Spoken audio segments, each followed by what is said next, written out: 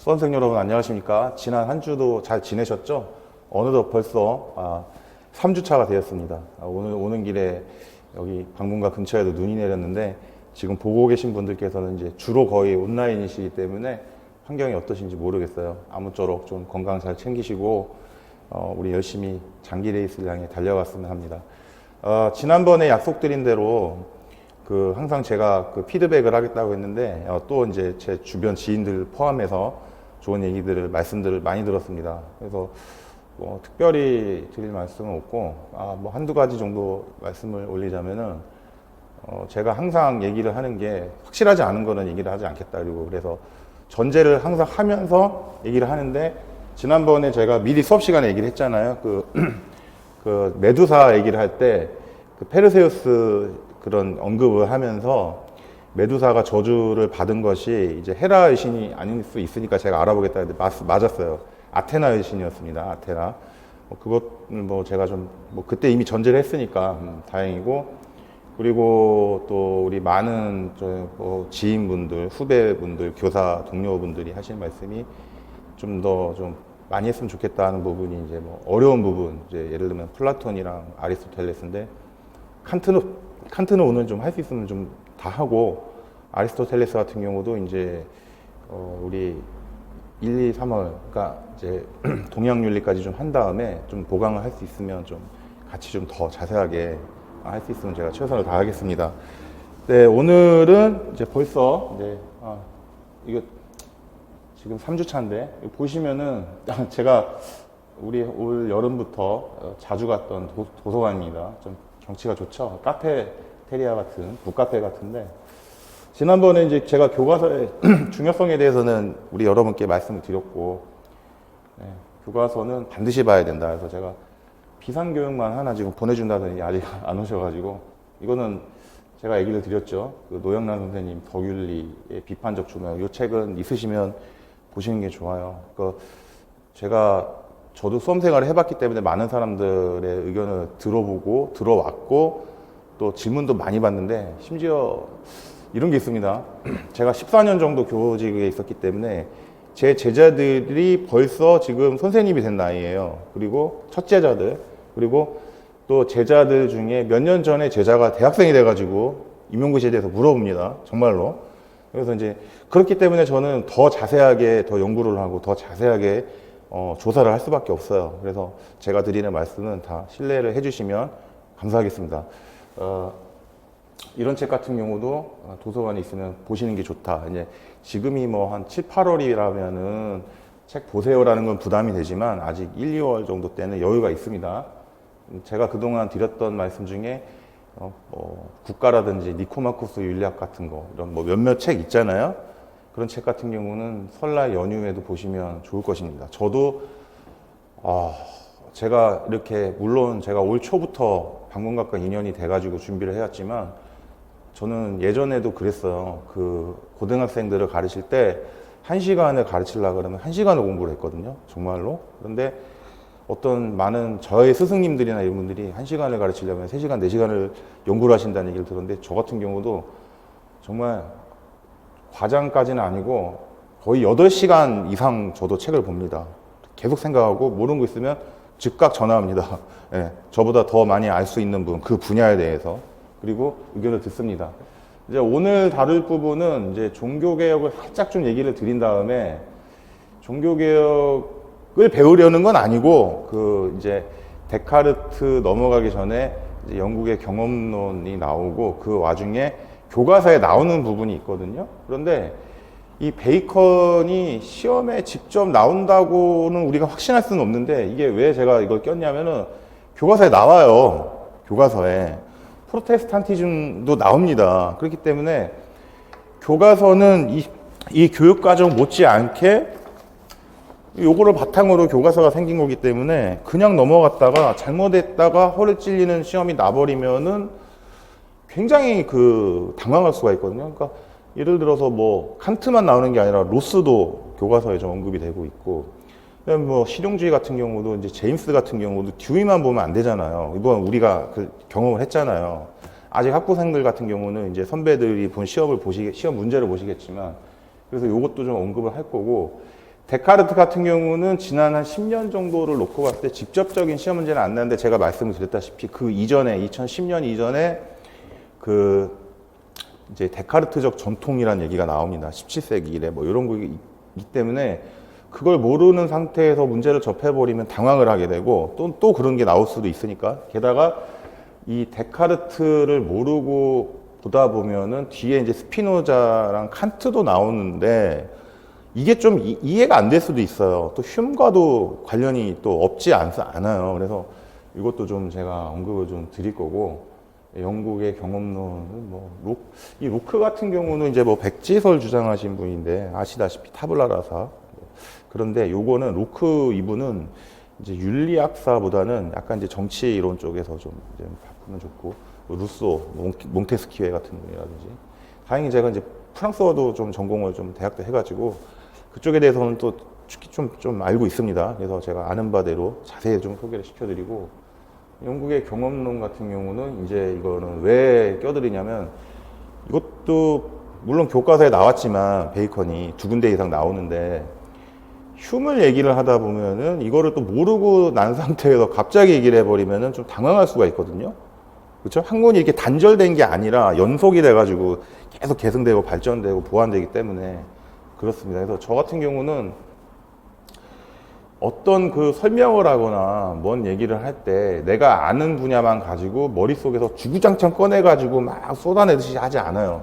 제가 경험을 많이 해봤기 때문입니다. 뭐 수험생, 그다음에 뭐 대학생, 뭐 대학원생, 뭐 교사, 그다음에 이제 뭐 현직에 있을 때도 발표하고 뭐 이런 것도 있고 교육청이나 교육부에서 연구 발표도 있고 정부 의뢰, TF팀에도 들어봤고 해가지고 한국교육개발원 같은 데서도 의뢰받아가지고 뭐 집필도 해봤고 교과서랑 교육과정도 해봤기 때문에 항상 조심하는 게 제가 아는 것만을 막 꺼냈다고 해서 그게 다가 아니라는 걸 알아요. 그리고 제가 이제 공부를 하면서도 계속 정말 저도 즐거움을 느끼면서도 참 뿌듯하고 보람이 있는 게 이제 에링턴 책 같은 거 이렇게 보다 보면은 중요한 부분이 어디서 나오고 어디에서는 조금 부족한지를 더 계속 보게 되거든요.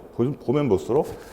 그러니까 그때 말씀드렸다시피 설명회 때처럼 수험생 중에 합격하신 분께서 5번 보셨다는 말씀이 맞아요.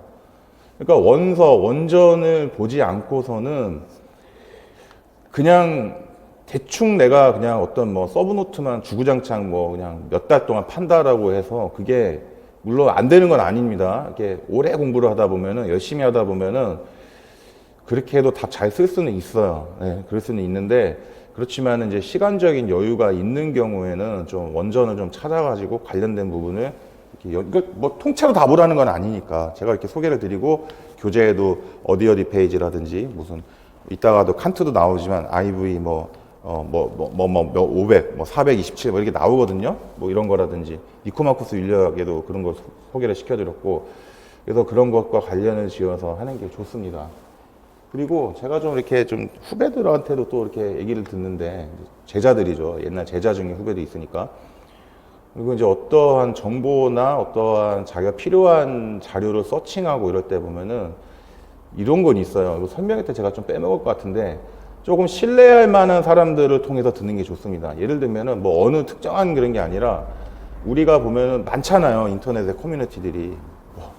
그냥 많지 않습니까? 뭐 엠팍도 있고 뭐 DC도 있고 별 군데가 다 있잖아요. 그다음에 무슨 뭐 블로그도 있고 근데 그 어떤 정보나 의견을 올리는 경우에 그게 누군지를 그러니까 물론 실명이나 이런 건 알 필요가 없죠. 그러나 대략적으로 아무도 누군지도 모르고 완벽하게 그냥 익명 상태에서 그렇게 올라온 거는 100%는 신뢰하기는 어려운 거예요. 그래서 어떤 필요한 정보나 이런 게 있으면은 뭐 가까운 곳에 친구 선배하고도 얘기를 해보시고 뭐 저한테 그때 우리 설명회 때랑 첫째 수업에도 제가 피드백 얘기했지만 그런 데서 물어보시면 좋습니다.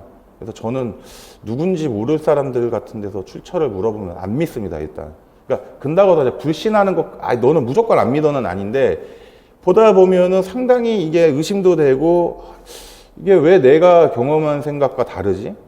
저 같은 경우는 이미 교직을 특히 해봤잖아요. 만약에 임용고시라고 그 주제에 맞춰서 생각을 해본다 그러면. 그래서 항상 그런 거는 정확한 정보와 정확한 의견을 좀 믿을 만한 주변 사람들에게서 듣는 것을 추천드립니다. 네, 그래서 이제 뭐 베이컨이 뭐 나온 신기관이나 뭐 학문의 진보라는 책인데 이 책을 통째로 보실 것까지는 아니에요. 그리고 에티카가 있는데 이 에티카 뭐 인문도 있고 에티카 뭐 이렇게 해설서도 있고 주석도 달린 것도 있고 근데 제가 그때 얘기를 드렸는데 이거 이제 뭐 출판사 홍보는 아닙니다만 에티카 같은 경우는 니코마코스 윤리학이랑 같이 에티카 보통 한 에티카를 좀 보여드리겠지만 그렇게 두껍지는 않아요. 근데 에티카 정도는 한 번쯤 좀 니코마코스 윤리학이랑 같이 좀 볼만하다고 생각합니다. 네, 그 다음에 흉도 좀 이따 보여드리려고 그랬는데 흉도 그게 이제 인간분성에 대한 논문인데 요거 말고도 또 한 두세 권 더 있거든요. 서울대 철학사상연구소에 보면 막 206페이지 나온 거 있는데 그거를 제가 출력해볼까 하다가 너무 두껍고 아무래도 시험에 좀 직접 관련이 그러니까 출연 빈도수가 높았던 그리고 높을 만한 부분을 좀 찾자면은 흉 같은 거는 이제 요런 책으로 요 책이 좀 있으니까 이거는 그렇게 크게 나오지는 않았어요. 그래서 원래 이 지금 그 인간분성에 대한 논고도 이렇게 요 버전, 요 표지 똑같은 버전으로 있는데 이거 되게 두껍고 조금 발행된 지 좀 연도가 좀 지나서 요 버전으로 좀 보시는 게 좀 편하실 것 같아요. 네. 근데 흉 같은 경우는 에티카하고 좀 같이 좀 시간이 있을 때 좀 볼만 합니다. 물론 그렇지 않아도 저랑 수업을 하면서 좀 자세히 보겠지만 그리고 이제 요 책은 지난번에 얘기를 드렸고 그다음에 이제 좀 들어가기에 앞서서 10년간의 출연 빈도를 따지면 스피노자는 2021년, 2016년 코나투스, 근데 코나투스가 저희 때부터 이미 날 거라고 하고 공부를 무지했었거든요. 근데 실제로 난 거는 2016년이었어요. 한참 제가 또 애들 가르치고 있을 때. 영원한 상에서 이것도 나올 줄 알고 공부를 다 했었을 거예요. 예전에 공부하신 분들 보시면. 그 다음에 능산적 자연 이것도 났는데 이제 요거 말고 또 소산적 자연이 있으니까 요 문제도 요게 났기 때문에 좀 그 옆으로 같이 좀 그 병행해 가지고 그 대비되는 개념의 시험 문제가 좀 나오지 않을까 이것도 좀 제가 생각을 하고 있고 신에 대한 거 그다음에 행복 근데 이제 그 피노자 얘기를 또 이제 할 건데 자세하게 지금 뭐 때부터 이성 부분에 대해서 강조를 하니까 그 부분이 좀 나지 않을까 싶기도 하고 흉은 경험론주의자 같으면서도 보면은 또 지독한 회의주의자시죠. 그래가지고 흉에 대해서도 배우다 보면은 이 사람 정말 극단까지 나갔구나라는 생각을 근다고 해서 뭐 이분의 인격을 말씀드린 건 아니니까 흉을 배우다 보면은 진짜 이렇게까지 가는구나 경험론이 그리고 흉을 알아야 되는 거는 이렇게 시험에도 나왔지만 칸트 얘기하다 보면 흉을 모르면 안 돼요 또 그러니까 같이 간다고 보셔야 돼요. 시기적으로 보면은 흉 다음에 이제 칸트가 나오시니까 최근에 좀 안 나왔다 이게 보이시죠 이게 2018, 5년, 4년 나올 때 됐어요. 제가 볼 때는 오히려 빈도수로 보면은 스피노자보다는 흉이 좀 나올 때가 되지 않았나 좀 싶습니다. 제가 이런 거 감은 좀 잘 잡는 편이에요. 자, 그러면 인간성의 정서, 공감의 윤리학이잖아요. 한마디로 동정심의 윤리학, 또 이성의 역할 얘기하고 있고, 도덕 판단의 특징 이런 얘기하고 있고, 흉도 난다 그러면은 이렇게 될 수도 있죠. 스피노자 따로 나고, 스피노자가 나면 흉이 안 날 가능성이 크지만 흉은 아무래도 또 칸트와 비교하는 관점에서 또 요게 또 이렇게 한번 또 나지 않을까 좀 싶은 생각도 좀 느낌이 좀 들긴 듭니다. 그래서 그런 거 다 다각도 좀 분석을 해봤습니다. 그리고 역시 우리가 항상 하는 말이 교육 과정을 모르면은 안 된다. 라고 해서 이걸 신처럼 떠받들어라 이건 아니지만 이게 기본이 돼야 돼요. 사범대나 물론 교직에서 다 포함이지만 교사가 되고자 하는 사람은 이 교육 과정을 확실히 알고 있어야지 정말 이거가 여기에서 중점이 돼 근거를 찾아야 되기 때문에 시험 출제에 그래서 이제 교육 과정은 우리가 좀 잘 봐야 된다. 그래서 지난번에도 얘기를 좀 했지만 지금 보시면 기독교와 사랑의 윤리가 딱 나오는데 사랑은 시험에 좀 최근에 얼마 전에 났었고 기독교와 사랑의 윤리 기독교도 난다는 얘기예요. 근데 이제 이런 건 있어요. 제가 면밀하게 물론 제가 어느 교수님이 무슨 문제 냈다라고 대놓고 이렇게 지금 직접적으로 얘기하긴 그런데 그래도 알고 있죠. 임용고시 출제했던 교수님들. 제가 뭐 교과서 다 양쪽 학교의 선생님들이, 은사님들이셨으니까. 근데 제가 이제 제 개인적인 판단은 이렇습니다. 이제 어려운 문제들이 난단 말이에요. 거의 물론 역사과에서도 종교가 이제 사료로 이제 들어가기는 해요. 뭐 신학대전이라든지 이런 거 보면은 역사과 친구들도 얘기를 들어보면은 거기도 사료로서는 언급이 됩니다. 근데 우리처럼 사료의 수준을 넘어서 어떤 그 안에 들어있는 원리, 뭐 철학, 윤리, 사상까지는 그렇게 깊게 안 하거든요. 그래서 그렇지만은, 그러니까 우리 윤리과가 종교를 가장 직접적으로 다루고 있는, 그러니까 모든 교과 중에 직접적으로 다루고 있는 거의 유일한 교과예요. 그렇기 때문에 그냥 넘어갈 수는 없습니다. 없는데, 개인적인 판단은 뭐냐면, 종교의 선호 관계를 떠나서, 내가 얼마나 그 종교에 대해서 선호하느냐, 선호하지 않느냐 떠나서, 지금까지 시험 문제를 난 경향을 보면은, 그리스도교 교리를 깊게 아주 노골적으로 물어보는 그런 성향보다는 오히려 불교 쪽 교리를 좀 깊게 파고 좀 들어가는 그런 분위기가 있습니다. 다 느끼셨을 겁니다. 그래서 저는 개인적으로는 뭐 그런 쪽으로 신자라고는 했지만 지금 우리 이 방문가에 있는 강사로서 볼 때는 좀 다행이기도 하다는 생각이 들어요. 왜냐면 저는 불교도 좀 공부를 많이 했기 때문에 불교 쪽도 굉장히 좀 흥미가 있어서 오히려 저는 개인적으로 더 좋습니다. 그리고 이제 구원의 윤리와 자율법 윤리, 그러니까 교리 나오잖아요, 교리. 그다음에 이제 자율법은 이제 뭐 아퀴나스 얘기 부분이고, 그다음에 이제 이성과 감정인데 이제 요 부분이 저거죠. 삶과 이성은 이성 부분은 이제 데카르트부터 좀 시작을 해가지고, 그렇죠? 데카르트부터 시작을 해가지고 스피노자하고 칸트는 이제 통합이죠. 경험론하고 이제 합리론의 통합이지만 칸트도 이성을 좀 중요시했기 때문에 좀 이어지고, 그다음에 이제 감정의 윤리학, 요거는 뭐 두말할 나위 없이 흉이죠. 그러니까 흉을 아예 놓고 있다가 시험에 빵 하고 나와버리면은 진짜 난리 나는 거예요. 정말 이거 한 문제 날아가는 겁니다. 4점으로 나올지 어떻게 알아요, 이거를. 그래서 우리가 대비를 좀 해야 된다라는 거고, 오늘은 칸트까지 가급적이면 다 하겠습니다. 예, 그리고 지난주에 1주차 복습을 했더니 거기 시간을 너무 잡아가지고 제가 또 피드백으로 들은 얘기가, 복습은 자료로 좀 교과서는 나눠드리는 것 좀 하고, 물론 다 지금 가져왔는데 아무래도 좀 진도를 딱 커리큘럼에 맞게 좀 나간 다음에 시간이 나오면 하거나 나눠드리는 게 더 낫다라는 좀 얘기를 들었습니다. 결과론과 공리주의인데, 칸티아니즘, 이제 반대되는 거지만, 이제 공리주의는 다음 주쯤 할 거예요. 공리주의 할 건데, 네, 칸트가 있으면 반드시 공리주의가 나오죠. 벤담하고 밀. 우리 현대에도 막 계속 이어지고 있는데, 칸트를 이제 보시다 보면 정말 재밌습니다. 지금 인트로덕션 부분이기 때문에 지금 칸트를 자세히 얘기를 안 해도, 칸트 선생님 보다 보면은 소크라테스 생각도 나고요. 보편주의가 이어지는 거예요. 그 다음에 좀 더 보다 보면은 롤즈 박사 선생님 생각이 납니다. 그거 당연히 아마 공부를 해보신 분들은 똑같이 느끼셨을 겁니다. 그 전통이 이어져 내려오기 때문이죠. 그래서 칸트는 어찌됐든 간에 이거는 모르면 안 된다. 무조건 시험 문제에 매년 하나씩은 난다. 안 날 수가 없다. 도덕윤리과 자체의 기본이고 그 자체다. 칸트주의가 라고 보시면 되고, 절대주의, 음모론적 윤리설 아닙니까? 근데 여기 실존주의는 좀 다음 주나 다음 주쯤 하기로 하고, 이것도 재밌어요. 실용주의도 하겠습니다. 실용주의 얘기는 지금 할 건 아니고, 고전과 윤리는 됐지만, 요거죠. 보시면은, 쿠란은 안 날 것 같아요. 제가 볼 때. 그리고 원래 물론 코란 번역본도 있는데,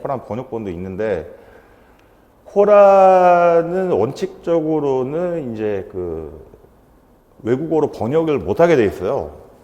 원래는. 그리고 이슬람교는 시험에 안 날 거라고 제가 생각을 하기 때문에 이슬람교에 대한 교리까지는 얘기는 안 하겠는데, 이따 조금만 자세하게 얘기를 드리겠습니다. 이슬람교에 대해서. 다양한 종교들이 공존할 수 있게 우리에게 요구된 자세는 무엇인가? 그러니까 이게 뭐냐면은, 다양한 종교들이 공존할 수 있게 하기 위해서 요구되는 건 뭐냐면 그 종교에 대한 이해잖아요. 그 종교에 대한 이해가 바탕이 되지 않으면은 이런 일들이 이루어질 수가 없는 거예요. 공존하고 같이 산다는 거. 좀 전쟁하고 막 이러지 않습니까? 세계가. 그래서 알고는 있기는 있어야 됩니다. 예. 이슬람교 같은 경우는 아주 그냥 자세하게만, 죄송합니다. 아주 필수적인 것만 개념 정도만 하겠습니다. 이슬람교는 원래 따지면 이슬람교는 성직자 제도가 없어요. 예. 근데 성직자가 없으면 그러면 교리는 누가 가르치냐? 그러니까 이제 그런 거를 좀 보완하기 위해서 이맘이라는 그 분들이 있습니다. 그래서 이제 좀 신자들한테 이제 코란을 좀 해석하고 좀 얘기해 줄 수 있는 권위를 갖춘 분들이라고 있고, 이슬람에서도 코란을 한국어 번역본을 보면 깜짝 놀라요. 거기도 하나님이란 말이 나옵니다. 근데 이제 유대교하고 상당히 밀접하죠. 그 얘기도 좀 이따 할 거고. 근데 성취 기준을 보시면 그리스도교 윤리 사상을 탐구하고, 그러니까 고대 그리스 사상이 그리스도교 사상과 결합하여 발전한 사회법 윤리 사상. 이제 이게 결국에는 헤브라이즘으로 발전한다는 거죠. 지금도 유대인들, 히브리 민족이라고 그러는 히브루. 근데 지금 이스라엘 사람들은, 원래 이스라엘 사람들은 백인이 아니죠. 지금의 오히려 보면은 팔레스타인 사람들이랑 거의 외국인들이 볼 때는 원래 오리지널 이스라엘 사람들은 거기 옆에 있는 이라크나 팔레스타인 사람들이랑 거의 똑같습니다. 원래는 인종적으로는. 그러니까 예를 들면은 백인들이 코카서스 인종의 우리를 보면은 중국, 한국, 일본인들을 구분을 쉽게 하지는 못하잖아요. 그 좀 비슷한 원리입니다. 자, 근데 이스라엘인들이 지금 백인처럼 보이는 이유는 예수님 돌아가시고 나서 이제 종교적으로는 뭐 떠나셨다고 승천했다 그러지만 그 로마의 반기를 들고 이제 독립운동을 하다가 완전히 그냥 로마 제국한테 쑥대밭이 돼가지고 그냥 박살이 납니다. 막 그 예루살렘 성벽도 막 거의 다 허물어지고, 그래서 디아스포라라 가지고 막 뿔뿔이 터져요. 전 세계로. 뭐 러시아로 도망가고 주로. 일부는 아프리카로도 가가지고 지금 흑인계 유대인들이 있지만, 그래서 유대인들이 이제 유럽으로 이제 많이 갑니다. 그래가지고 거길 가서도 동화되지 못하는 거예요. 왜냐면은 서로마나 동로마는 예수님이 신의 아들이다, 삼위일체를 인정하는 교리로 그리스도교화가 됐는데, 가톨릭과 정교회로 가는데, 유대인들은 예수님을 신의 아들로는 생각을 안 하거든요. 그래가지고 그런 교리를 갖고 또 민족적으로도 좀 다르고 그들의 생활 지침이 굉장히 엄격하잖아요. 유대인들 탈무드라는 거 보면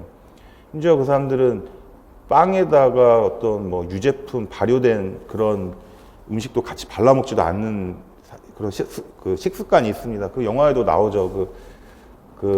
나쁜 녀석들이라는 영화 보면은, 거기 보면 쇼산나가 그 유대인인지 시험하려고 그 한스 란다 대령이 막 그런 실험하는 장면이 나오잖아요. 근데 이제 그리스도교는 이제 오늘 정도까지만 짧게 얘기를 하고, 이제 이거는 언급한 일은 거의 없을 거예요. 이제 모의고사 같은 경우나 그때쯤 나타날 거고, 불교는 대신 좀 깊게 하겠습니다. 도덕적 판단과 행동에 대한 이성과 감정의 역할을 규명하고, 그러니까 이게 우리가 도덕적 판단을 하고서 그거에 따라서 도덕적 행동을 하는데 그거의 근거가 뭐냐? 그 근거가 이성이냐? 감정이냐? 이거에 대해서 아까 얘기한 거. 흉 같은 경우가 완전히 감정적으로 치우친 분이시죠. 이분이. 그래서 이 부분에 대해서 좀 깊게 좀 공부를 해야 된다. 바람직한 관계가 뭐냐? 네. 의무론과 칸트의 정원 명령. 이것도 굉장히 준비를 잘했습니다. 아주 그냥 칸트 공부를 하려면은 칸트 부분에서는 또 다시 이 책이 굉장히 좋아요. 이 책이 칸트. 그리고 칸트 책을 제가 지금 윤리형이상학 순수이성 비판 1, 2 윤리형이상학 정초 실천이성 비판 나왔는데 또 자세하게 얘기를 드리겠지만, 일단 죽어도 무조건 봐야 되는 건 뭐냐면 윤리형이상학 정초입니다. 그거 꼭 봐야 돼요. 이렇게 두껍지도 않습니다. 그거는 보셔야 돼요. 그거만큼은. 다른 건 못 봐도. 많아요. 칸트 책 보면 시리즈를 엄청 많아요. 종교에 대한 것도 있고요. 막 엄청 많습니다. 역사인식에 대한 것도 있고요. 그 다음에 실존주의 다음에 하겠습니다. 네, 됐고. 자, 고정과 윤리에서도 나오죠. 잘 보세요. 종교적 신념이나 교리에 내재된 윤리적 의미. 그러니까는 제가 그때도 얘기를 한 거예요. 교리 얘기를 조금. 여기서는 절대 어떤 특정 종교에 대한 선호나 어떤 내가 그 배겨가는 마음은 전혀 그런 건 배제를 해야 됩니다. 그리고 이제 그런 종교들이 지향하는 가치에 대한 비판적 논의, 비난이 아니라 비판적 논의, 소통해 가죠. 결국에는 관용의 필요성을 설명할 수 있다. 이 부분. 이렇게 알고 가는 것과 아예 보지 않고 가는 건 전혀 다른 얘기입니다. 시험을 볼 때는. 그죠? 자, 이제 오늘을 좀 이제 할 건데, 이분이 이제 교과서에 나오시는 분인데, 칼뱅이십니다. 칼뱅. 존 캘빈이라고 그러고도 잔 칼뱅이라고도 하는데, 이 사람이 이 프랑스, 깔뱅이라고 그러죠. 칼뱅이라는 분인데, 활동은 이제 스위스에서 하셨어요. 스위스인데, 스위스가 재밌는 나라입니다. 스위스가 이렇게 있으면 조그마한 나라잖아요. 알프스 산맥인데 스위스 얘기하면 되게 재밌어요. 뭐 나치 얘기하고 이러면 더 재밌는데 되게 재밌습니다. 스위스가. 근데 스위스가 이게 지리적으로 보면은 이 북쪽은 독일이랑 인접을 해가지고 독일어를 쓰고 이태리어도 쓰긴 씁니다. 이태리어도 쓰긴 쓰는데 이태리어는 별로 안 쓰고 독일어를 사실상 제일 많이 쓰고 그 다음에 일부가 이제 프랑스어를 많이 또 씁니다. 프랑스어도 써요. 여러 개의 언어를 그 공용어로 갖고 있는 나라입니다. 참고로 이태리어는 제가 불어를 공부해서 좀 아는데 그러니까 프랑스어, 이태리어,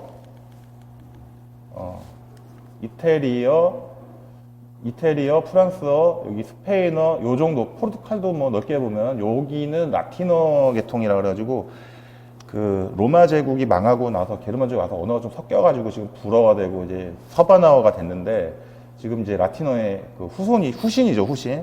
그러니까 여기 이제 로마 주변에 라치오 주변에 있던 언어라고 해서 뭐 라틴어다 이런 얘기도 좀 있는데 라틴어는 지금 사어입니다. 사어 쓰지는 않아요. 아는데 라틴어를 쓰는 사람들은 누구냐면은 로마 교황청에서는 공식 언어로 씁니다.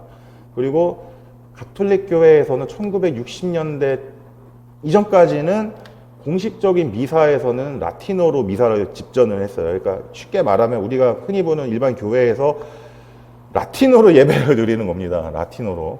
지금도 전통이 있어가지고 그 가톨릭에서는 교황청에서 어떤 규정이나 규칙을 교리를 반포한다 그러면 라틴어로 이렇게 한다고 보시면 돼요. 실제적으로는 라틴어는 현재에서 쓰지는 않지만 학문에서는 라틴어가 아직도 남아있죠. 그래서 우리가 자연과학에서도 뭐 생물학인 이런 거 보면은 그 어떤 단어를 만들 때 보면은 개념어를 만들 때 보면 라틴어에서 많이 지금도 기원을 하고 있다고 보시면 됩니다. 칼뱅에 대해서는 좀 이따 자세하게 얘기를 할 텐데 일단 요거 나온 김에 칼뱅의 프로테스탄티즘 윤리가 있는데 칼뱅이란 분은 이제 쉽게 말하면은 이제 종교 개혁의 시작은 사실상 이제 루터가 그 방아쇠를 당긴 거고 루터가. 근데 루터만 있던 건 아니에요. 종교 개혁을 보면은 그저 뭐 이렇게 보면은 뭐 에라스무스도 있고 뭐 치빙글리도 있고 많이 있어요. 많이 있는데 그 종교 개혁의 필요성이 있었죠. 그 시대적인 분위기가. 근데 종교 개혁을 하면서 가톨릭에 남아 있는 사람도 있었고 대표적으로 에라스무스 같은 사람. 그리고 가톨릭을 떠나서 아예 그냥 새로운 체제로 가자고 해서 이제 개신교를 만드신 분들이 이제 루터부터 시작해서 칼뱅이 있는데 칼뱅이라는 분이 사실상 뭐 여러 각도로 볼 수 있지만 더 깊이 공부하면 신학이 되고 지금 기독교 강요라고 이 강요는 강요한다 그런 게 강요가 아니에요. 기독교의 교리를 설명하는 겁니다. 이것도 원래 되게 오랜 시간에 걸쳐서 편지 형식이라든지 뭐 서한문 형식으로 나왔는데 이게 이제 합쳐지고 이렇게 길어져가지고 이렇게 두껍게 됩니다. 막 2권짜리로 있어요. 목사님들 갖고 계신 거 보면은. 그래서 이거 자체를 공부할 건 아닙니다만, 근데 칼뱅으로 인해서 현대 기독교 교리가 지금 우리가 쉽게 말하는 뭐 장로교라든지 뭐 이런 개신교의 그런 교회의 보편적인 그런 교리나 그런 교회의 형태를 칼뱅으로부터 이제 이어받았다고 보시면 돼요.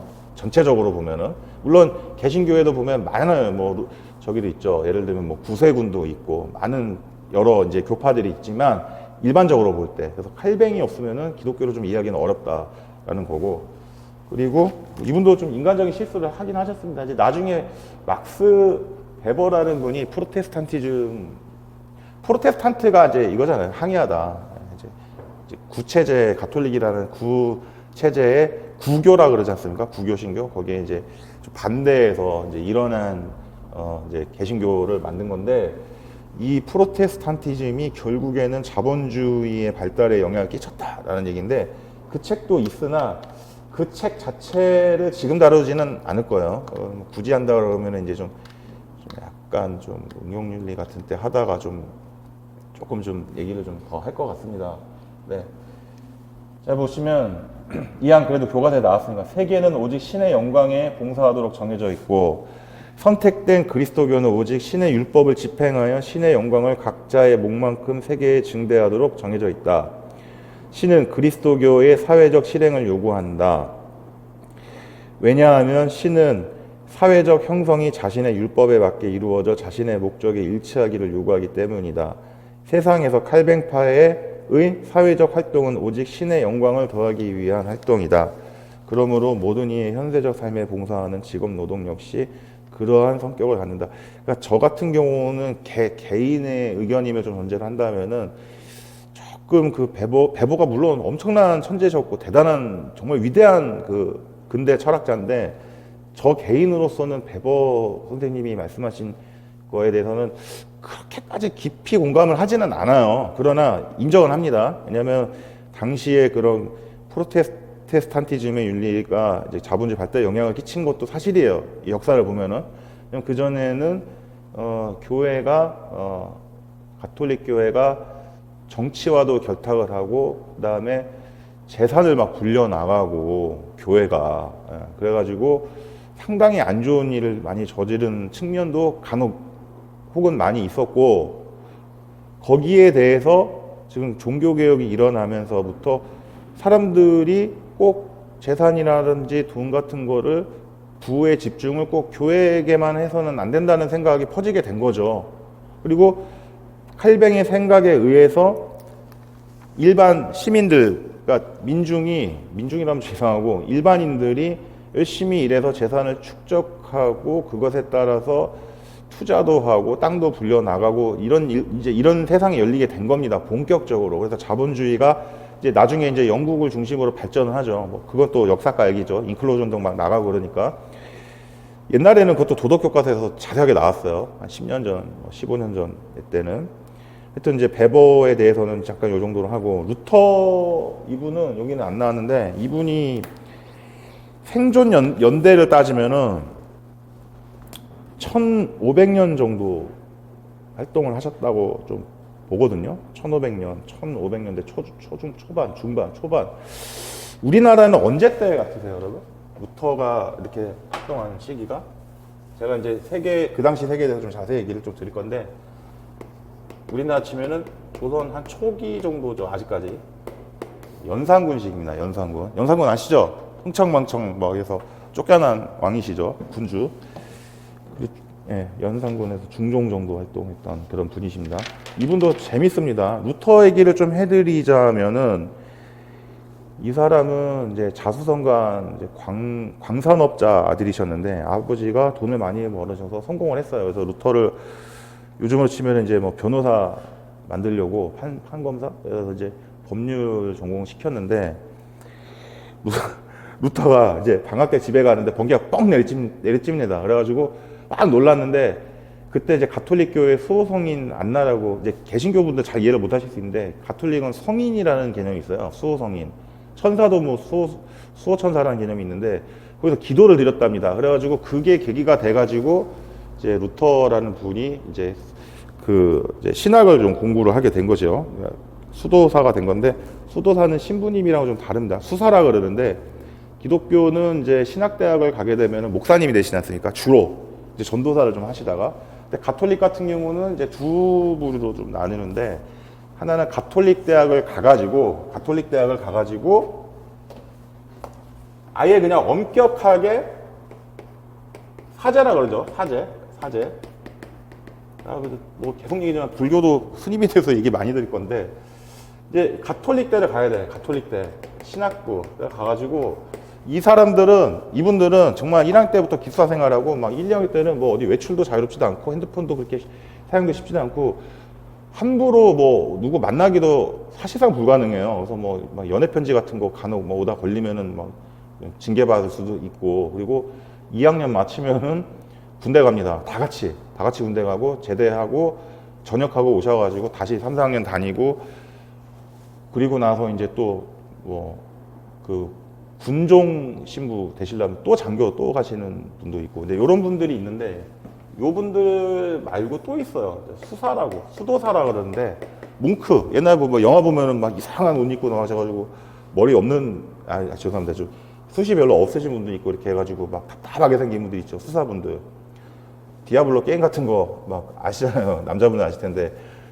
그 뭉크 수도사 분들이 있는데, 우리 동양식 개념으로 치면 이제 그 스님들이라고 좀 비슷한 분위기인데, 이 수도회는 어디 이상한 산이라든지 이상한 데 가가지고 거기서 이제 수도회를 만들어가지고 거기서 이제 하루 종일 막 기도하고 뭐 성가도 부르고, 개신교는 찬송 신나는 게 많지만 이제 그쪽은 그레고리안 성가라는 거 보면 좀 엄숙하고 좀 뭐 제가 불러드릴 수는 없는데 유튜브로 보세요.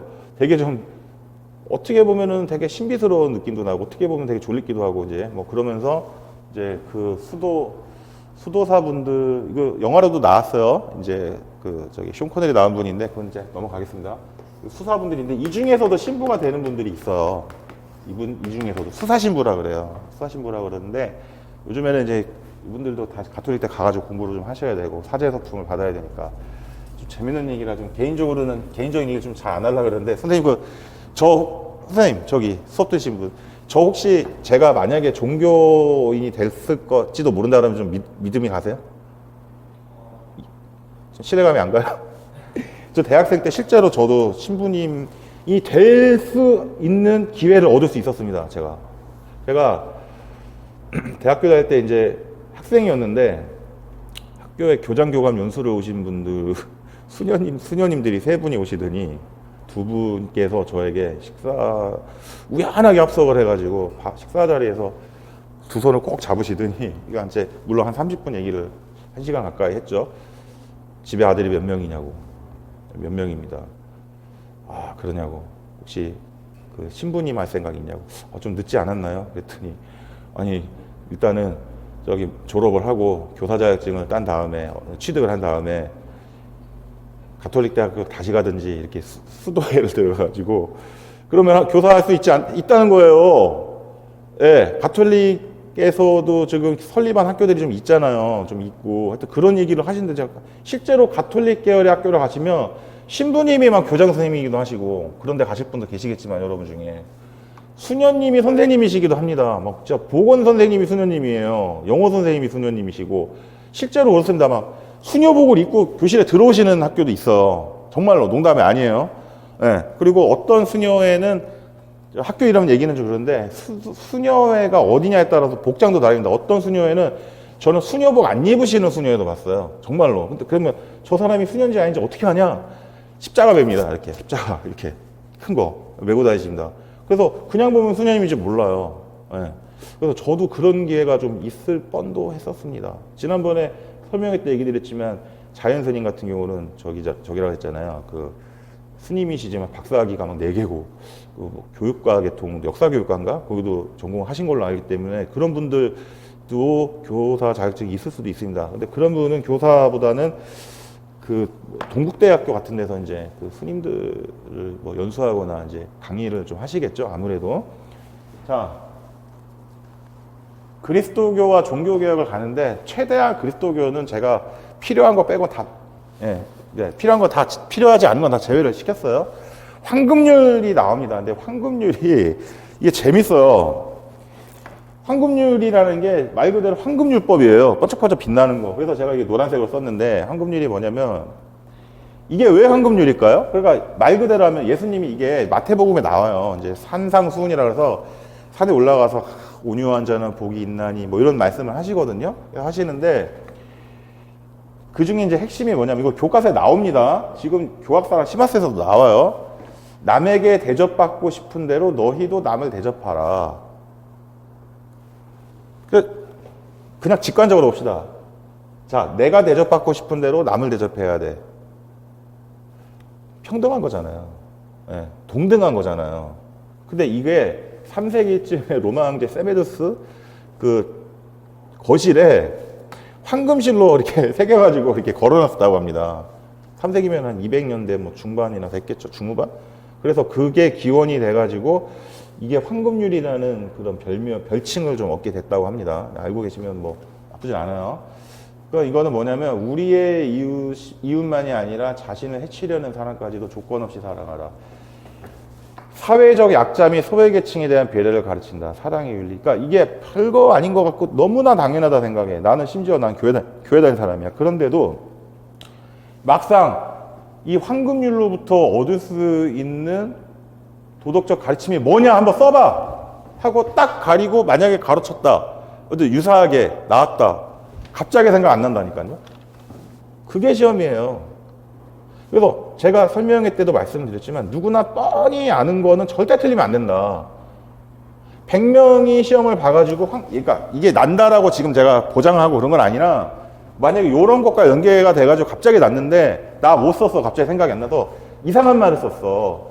이상한 말을 소외계층에 대해 배려 이제 이런 식으로 써야 되는데 이제 임용 시험인가 원칙적으로 따지면 이상한 말을 썼어. 교과서에 나와 있지 않는 말이라든지 그렇게 써버리면은 그걸 써버리면은 만약에 100명 중에 50명을 쓰고 50명 못 썼다 이러면 그 50명은 일단 점수 손해 보는 거 아닙니까? 네. 자, 이게 보시기 바라고. 사회적 약자 및 소외계층에 대한 배려. 이게 왜 여기 나오냐면은 이게 지금 요것만을 제가 얘기하는 게 아니라 뒤에 이제 사마리아인 이야기도 나옵니다. 아우구스티누스도 지난주에 나왔는데 이게 또 너무 뭐 또 얘기하긴 그렇지만 이게 교과서에도 나와요. 이 부분에서 요것만 보겠습니다. 다 했던 얘기이기 때문에 태양이 빛의 원천인 것처럼 신은 진리의 원천이다. 태양이 우리를 비춰주고 있어. 그래서 우리는 사물을 볼 수 있는 능력을 갖추게 됐어. 하느님은 사랑과 은총을 내려주시기 때문에 우리는 진리를 바라볼 수 있어. 이런 뜻이죠. 그런데 자, 플라톤을 비롯한 고대 그리스 사상가들은 이성으로서 진리를 인식할 수 있다고 보았지만 아우구스티누스는 뭐 얘기했던 건데 유한한 인간이 영원한 진리 자체를 온전히 인식하는 게 불가능하기 때문에 신의 은총이 필요하다. 우리의 영혼에 비춰주셔야 된다라는 이건 종교적인 얘기고 삼위일체도 지난번에 제가 얘기를 했기 때문에 넘어가겠습니다.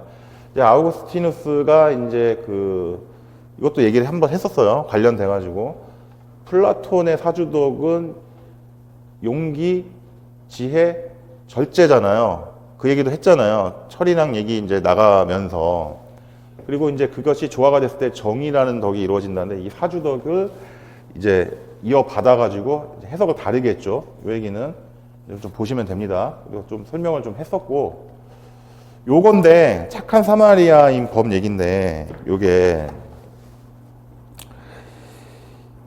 이 사마리아라는 요거 넘어가면 안 돼요. 자, 이거 그냥 눈으로만 보셔요. 자, 코라는 나를 위하는 만큼 남을 위하지 않는 자는 신앙인이 아니다. 토비트는 이게 뭐냐면 이거 유대교 경전이거든요. 유대교 경전인데 이걸 개신교에서는 종교개혁 하면서 뺐는데 가톨릭에서는 아직도 씁니다. 외경이라고 토비트서라고 있어요. 전 뭐가 맞다 그러다 이런 건 아닙니다. 저는 무조건 학문적으로 너가 싫어하는 일은 아무에게도 하지 마라. 토비트서. 우다나 이게 불경이라고 보시면 돼요. 내게 해로운 것으로 남에게 상처 주지 마라. 공자님 이것까지 헷갈다가 넣습니다. 나중에 나와요. 소극적 확률 이렇게 해가지고 내게 해로운 것으로 남에게 행하지 말아라. 일단은 이렇게 보고 한번 넘어가세요. 한번 이런 개념들이 각 종교마다 가르침이 있다. 심지어 우리 동양에도 있다. 이 정도. 자, 가장 중요한 것만 좀 빼내느라고 저도 굉장히 생각을 많이 했습니다. 사마리아인 이야기인데 이게 교과서에 나오거든요. 근데 제가 이걸 왜 넣었을까요, 여러분? 여러분 중에 우리 수험생 선생님 중에 교과서를 집중적으로 막 5종 교과서 다 보시는 분도 있지 않습니까? 제가 알고 있어요. 다 알고 있는데 어떻게 하냐면은 제 제자와 후배들이 알려줍니다. 지금 분위기가 이렇다고. 그런데 지금 이걸 보시면은 교과서가 교학사 미래행 천재에서만 3번이나 나와요. 3번이나. 근데 요거는 뭐냐면은 이제 우물가의 여인 스토리도 따로 있어요. The Christ and the Samaritan Woman 이게 나오는데 그 얘기가 아니고 요거는 이제 그 착한 사마리아의 법인데 이게 우리나라에는 없습니다. 우리나라에는 없는데 아예 없다고도 할 수는 없어요. 그러니까 내가 법적으로 도와줄 의무에 있는 자는 그 사람을 구조하지 않으면 우리나라도 처벌받습니다. 내가 담임 선생님이라든지 내가 뭐 그 병원의 의사인데 환자라든지 이런 사람들은 처벌받는데 나랑 전혀 관계없는 사람에게 직접적으로 내가 이 사람을 도와줄 어떤 그 의무가 없으면은 그래서 이거를 뭐 제가 특정 사건을 언급하기는 좀 그래요. 좀 가슴 아픈 일들이 많아가지고 그래서 어떤 사고가 났을 때 책임을 제가 법률가가 아니라 판단을 내리지는 못하겠지만 공식적으로 처벌받지 않는 경우도 있습니다. 한국에서는. 근데 이제 대표적인 나라는 이제 프랑스 같은 나라인데 이게 착한 사마리아인법은 아시죠? 이제 성경책에도 나오는데 그 누가 막 다쳤어요. 다쳐가지고 막 죽어가는데 유대인과 사마리아 어떤 사람 이거를 좀 이거는 이거는 좀 얘기를 할게요. 사마리아인 유대인들은 아시잖아요. 이스라엘. 제가 이거는 그냥 알고만 있어요. 이건 까먹으셔도 됩니다. 이스라엘도 옛날에 고대 시대를 보면 부족 국가거든요. 12지파라 그래요. 12지파. 레위 나오는데 이분들은 뭐 보면 이제 이게 뭐 또 뭐랑 관련이 있냐면 사실은 이제 11조랑 관계가 있는데 그건 넘어가고 이제 이 사마리아인도 사실은 원래 따지면은 이 사람들도 예루살렘 그러니까 이스라엘 그 왕국의 이 사람들도 사실은 일원이었어요. 이 종족이었어요. 종파 그 부족이었는데 이게 한 BC 한 700년쯤에 이제 아수르라고도 하지만 아시리아라고 하는 나라가 유대인들이 보면 바빌로니아한테도 막 점령당하고 아시리한테도 점령당하고 노예로도 끌려가고 막 그러잖아요. 그래서 아시는 분 있을 거예요. 다니엘이 막 끌려갔다가 막 풀려나고 뭐 이러는 거.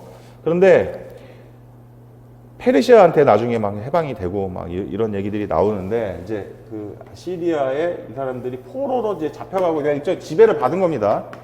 몇백 년 동안 지배를 받은 건데 지배를 받다 보면은 그 사람 그러면 우리가 피지배 민족이 되면은 그 사람들이 무조건 그 지배 민족에게 노예처럼만 하나요? 무조건? 아니죠. 일부는 그들이랑 교류하고 일부는 그들이랑 결혼도 하고 일부는 그들이랑 공동체도 이루고 그들의 종교를 받아들이기도 하고 내 종교를 전해주기도 하고 막 그러잖아요.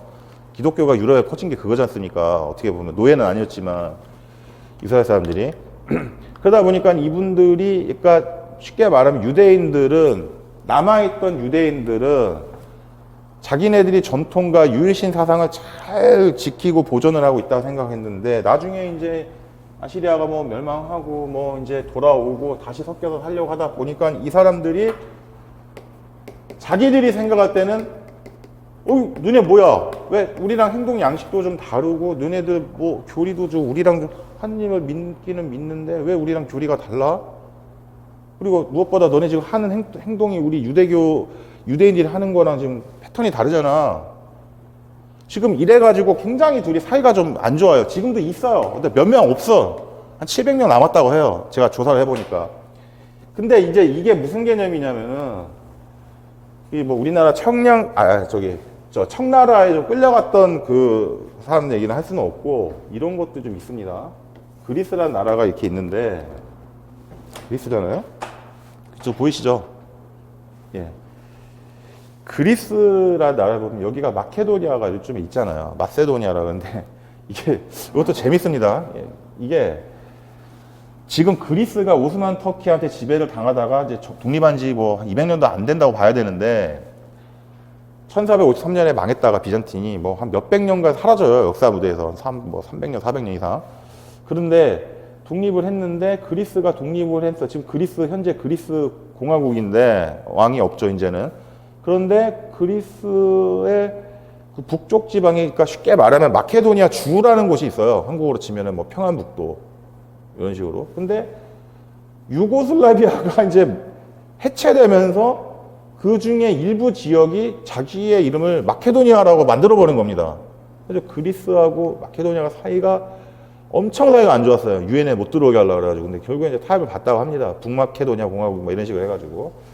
예. 그런데 이 사마리아인이 이제 일단 뭐 이제 이런 사람들이 한 거고, 이렇게 이제 유대인들한테, 그리고 물론 뭐 성경에 나오는 얘기지만 막 핍박받고 막 다쳐서 죽어가고 있는데 아무도 안 도와주고 있는데, 오히려 유대인들이 뭐 좀 혐오, 뭐 싫어하는 사마리아인이 뭐 도와줘가지고 오히려 좋은 일을 했다. 좀 요 얘기인데, 여기에서 비롯된 건데, 세계 여러 나라에서는 본인과 가까운 사람, 나 혹은 내 본인과 가까운 사람들을 이거 지금 보셔야 돼요. 자, 제가 일부러 이런 거를 제가 해드린다는 거예요. 이 착한 사마리아인 법의 이제 근거, 이 처벌할 수 있는 근거 뭐냐. 갑자기 막 진짜 생각도 못 했는데 이런 게 나온다. 이거 응용윤리랑도 좀 관련 지어서 나올 수 있죠. 완전히 안 나온다고 할 수 있겠어요, 여러분? 완전히 안 나온다고 할 수 없어요. 저도 감이 있습니다. 그리고 많은 시험 문제를 봤기 때문에. 가까운 사람들을 위험에 노출하지 않고, 이건 조건이죠. 이건 제가 쓴 겁니다. 결과, 생명의 위태로운 상황에 처한 사람을 구조할 수 있는데도 그렇지 않은 자에 대해서는 처벌한다. 이렇게 있습니다. 대부분이 보면은 이제 서양, 이제 선진국 유럽 쪽인데, 보면은 동유럽도 좀 몇 나라가 있고 중국도 좀 있어요. 또. 자, 그리고 이제 넘어가시면 이제 본격적으로 이제 유럽 그 루터 칼뱅 얘기를 좀 할 건데, 이게 이제 AD 400년경의 유럽 지도인데, 로마가 아직은 살아있을 때, 470년, 70년 정도 되면 이제 망한다고 봐야 되는데, 이때부터 이제 이미 슬슬 이제 게르만족의 침략을 이제 받으려고, 뭐 이제 라인강하고 다뉴브강, 도나우강이라 그러죠. 여기를 경계로 이제 로마 제국이 지키고 있었는데, 여기는 이제 비잔틴이 이렇게 지키고 있었고, 서로만은 이제 줄리어스 시저 때부터 여기 히드리아누스 성벽이라 방벽이라고 지금도 남아 있어요. 여기 게 있는데, 나중에는 로마가 이제 망하고 그러니까 이제 브리튼 섬에서도 로마군이 막 다 철수하고 그러는데, 요게 이제 그 시대입니다. 요 시대. 요때까지는 이슬람교가 없었어요. 이슬람교는 좀 얘기를 해드리자면은, 이슬람교는 아주 간략하게 600년대쯤인데, 그러니까 이슬람이 뭐냐라고 여쭤보신다면은, 제가 정말 말조심을 해야 되기 때문에 뭐 좋다 안 좋다 이런 얘기는 못 하겠고, 이제 이게 어디서 나왔냐면은, 여러분도 아시는 분, 저보다 더 아시는 분도 계실 거예요. 왜냐면 어렸을 때부터 교회 같은 곳에 좀 열심히 다니신 분들은. 그러니까 유대교에서는 누구를 믿냐면 유일신을 믿습니다. 창조신이라고도 해요. 창조신. 개신교에서는 하나님 아버지, 천주교에서는 하느님 아버지. 그런데 그러니까 유대교 사람들이, 유대인들이 인류의 조상, 성경에는 이제 보면은 모세라는 사람이 나와요. 모세 오경이라고 해서 5개 경전. 창세기부터 막 나옵니다. 출애굽기 막 나와요. 탈출기라고도 합니다. 이제 나오는데, 이 모세 오경이 이스라엘인들의 역사예요. 여기서부터 이제 세계가 어떻게 만들어졌고 막 이런 얘기들이 나와요. 소돔과 고모라 얘기 막 나옵니다. 사실은 이제 이거 역사적으로 보면은 이제 여기 우르 막 이런 메소포타미아 문명에서, 거기에 우르라는 도시에서 있던 사람이 이제 나중에 아브라함이다라는 얘기도 막 이제 역사학에서 그렇게 얘기를 하는데, 이 유대인들은 이제 유일신 여호와, 개신교에서는 여호와, 가톨릭에서 야훼라 그러는데, 이 자기들의 이 창조신을 믿고 이제 전통을 유지하면서 살아오고 있는데, 이게 이제 아노도미니, 예수님, 그러니까 사실은 예수님도 정확히 말하자면 학자들 얘기가 BC 4년이라 그러죠. 탄생 시기가, 출생 시기가. 그런데 AD 이제 예수님 이후에 예수님 이후에 이제 유대교는 요때쯤 가가지고 유럽에 가서 가톨릭이 된 거죠. 그리고 이 동쪽에서는 정교회가 된 거고, 그건 제가 지난주에 말씀드렸고. 그런데 이게 이 유일신에 관한 이 사상이 이 유대인들하고 옆에 팔레스타인 사람들이 섞여 살았어요. 블레셋이라 그래, 성경에서는. 그러니까 쉽게, 그리고 또 이제 옆에 이제 요즘 말하면 아랍인들이 또 섞여 삽니다. 아랍인. 사우디아라비아 이런 데 있죠. 아랍인. 이집트까지도 아랍어로 쓰긴 하는데, 아랍인이 섞여 사는데 이게 다 친척민족이에요. 친척이에요. 인종적으로도, 유전학적으로도 완전히 남남이 아닙니다. 심지어 이 구약 성경을 보면은, 저 이거 믿자는 얘기 아니에요. 이거 지금 개괄적인 종교에 대한 얘기를 하는 겁니다. 지금 교리 얘기도 나왔으니까. 이게 뭐냐면은, 성경책에도 보면은 이제 그 아브라함이 부인을 두시는데, 아버님 원래 부인이 계셨어요. 사모님이 사라라고. 그런데 뭐 자세한 얘기 다 빼고, 이분이 그 아이를 이제 나이 들어서 못 낳으시니까는 이제 그 당시는 이제 뭐 몸종이라 그런 표현은 좋은 표현은 아니지만, 못 낳으시니까는 이제 자기 하인이죠, 서번트 하인에게 와이프가 허락을 하셔가지고 이제 아이를 출산하신다. 뭐 제 종교적인 얘기는 다 뺄게요. 뭐 이름이나 이런 거는.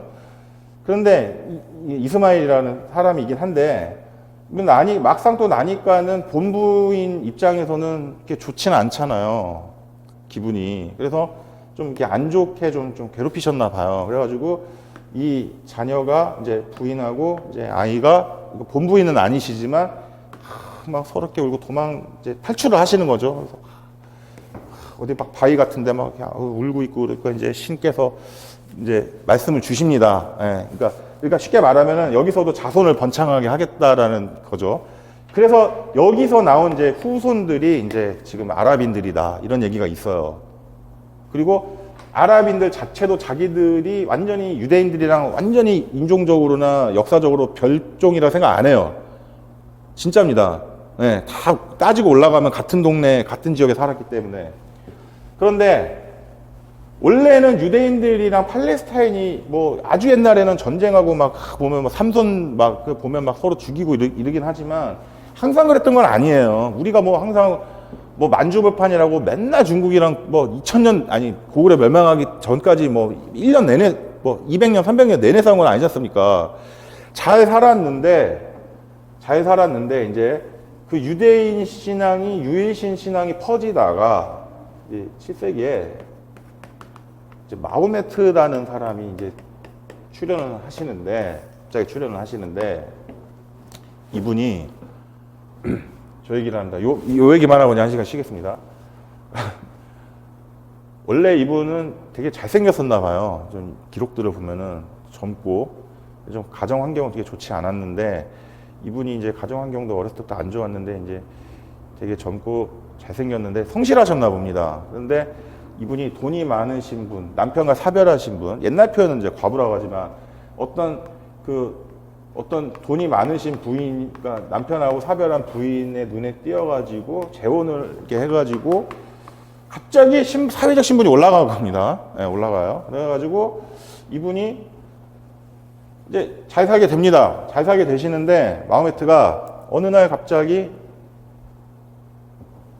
그 유일신 그리스도교 보면 천사들이 있거든요. 천사들이 세 분 있는데 미카엘이라고 이제 군인 천사가 있고, 가브리엘이라 그래가지고 이제 그 신의 뜻을 전달하는 천사, 그다음에 라파엘이라 그래가지고 이거를 이제 뭐 어려운 사람들 도와주고 치료해주는 천사 이렇게 있는데, 개신교는 그런 거 생각 안 하는 편이지만 이게 사실은 고대 그리스 사상에서도 좀 영향이 있었어요. 짬뽕이 좀 되는 그런 측면이 좀 있다고 봐요. 사람들이 그걸 좀 혼용하는 생각도 좀 합니다. 그러니까 가브리엘 개념이 이제 이거랑 좀 비슷합니다. 그러니까 그리스 신화에 보면 헤르메스, 신발 달린 천사, 버디버디 따다다다 하는 거 있잖아요.